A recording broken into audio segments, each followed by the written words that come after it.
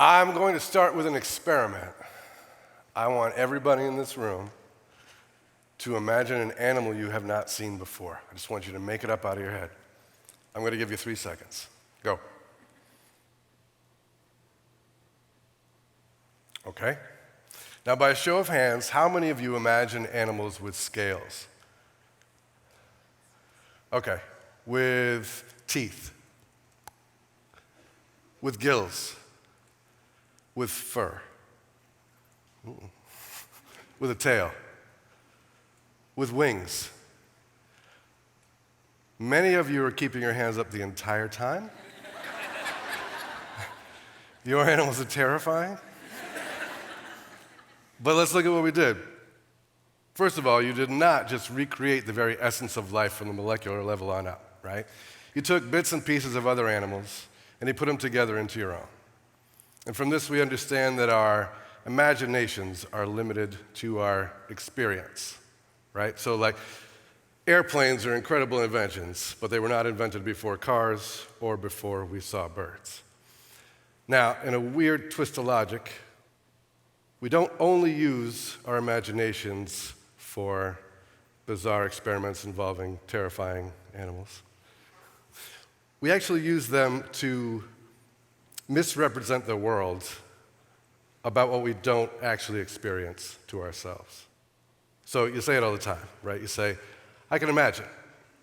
I can imagine what it's like to go here, do this thing, or meet this person. But you're not doing that, right? Instead, you are extinguishing your curiosity. So imagination ideally should be fed by curiosity, but it's a delicate balance. Imagination can override. And sometimes that's fine because your experiences are your own. But when other people are involved, that's when things change. So most of the people in this room, you will never meet, but you imagine what they're like, what they think, what they feel, why they think and feel these things. When it comes to experiencing other people, we very much lack curiosity, and we choose our imaginations over seeking out actual information. And this can be very dangerous. So it starts something like this. A long time ago, there's a group of people, and then there's a shortness of supplies. And then self-preservation kicks in, it presents a solution, and that solution is this group of people becomes 2 groups of people, and they fight over the resources. So when these 2 groups separate, they don't separate just physically, they have to separate mentally as well, because it's very difficult to bring harm to people if you consider yourself like them. So how this separation was done was there was a focus on whatever objectively superficial thing could be understood as different. So you can see, we can all see these people right here, their hair grows too fast. Whatever it is, eventually this difference becomes the justification for the separation. And now who needs becomes who deserves. And a personal experience, an individual experience, is thought of as a justification. It's thought of as a belief that your individual person can be an authority over another's. In other words, I deserve, you don't. And that brings us to the 2 groups of people who have existed throughout all recorded time, the haves and the have-nots, right? We know them to the point of cliche. We accept them not only as an historic constant, but as a future constant as well, right? Scarcity of resources is the hidden cornerstone of all our societies, and this goes on and on. Wealth is inherited, poverty is inherited, and eventually we get groups upon groups upon groups of people who are all thought of as undeserving in one way or another. Now, I started playing guitar when I was 24 years old. And within 3 years, I had a record contract and I was touring the world.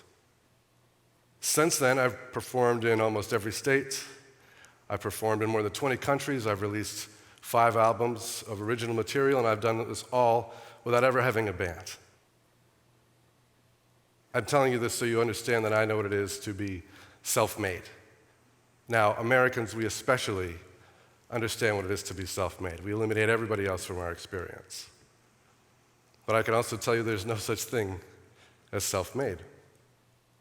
For me to have a career at all, there are record executives and tour managers and venue owners and audiences, and they all go into doing this together. And when you look at my actual part in this, it's very small. But from this one limited point of view, I can absolutely imagine that I am self-made. And if I believe that, if I believe that I have found a success because of only and wholly my own actions, then I can blame everybody else who hasn't. I can openly dismiss whole groups of people, the entirety of their lives, the endless nuance of circumstance, with words like lazy, stupid. It's bad thinking for the group, but it's also bad for the individual. When I was 10 years old, I was allowed for the very first time to walk the half mile to the corner store all by myself. I'd been practicing this a lot with my parents, and my father gave me one last talk before I left. He said, before you step off the curb, you look left, you look right, you look left again, and as you step off the curb, you look right. And I can tell you this advice has saved my life multiple times, every single day since I got it, every single day until I got to London.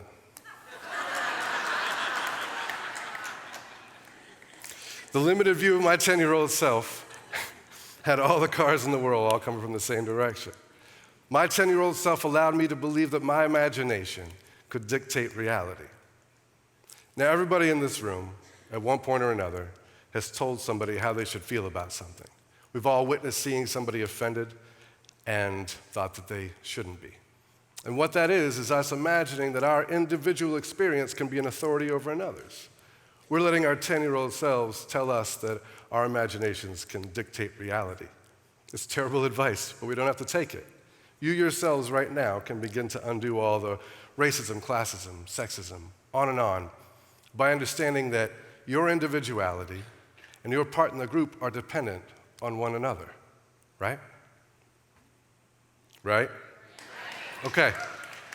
So everybody in this room right now has some kind of device with which they have access to virtually all human information.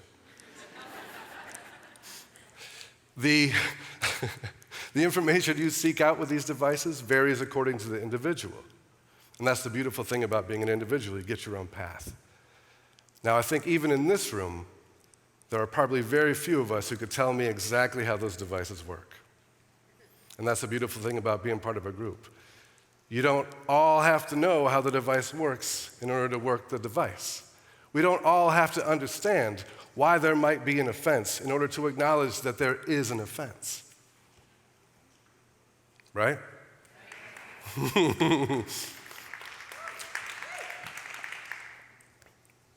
So right now, you have the option to choose actually seeking out information over just your imagination. You can disregard the terrible advice from your 10-year-old self. You can turn around to the person behind you right now and you can ask them, what's your name? What do you love? You can rekindle your curiosity, and I hope that you do. Thank you.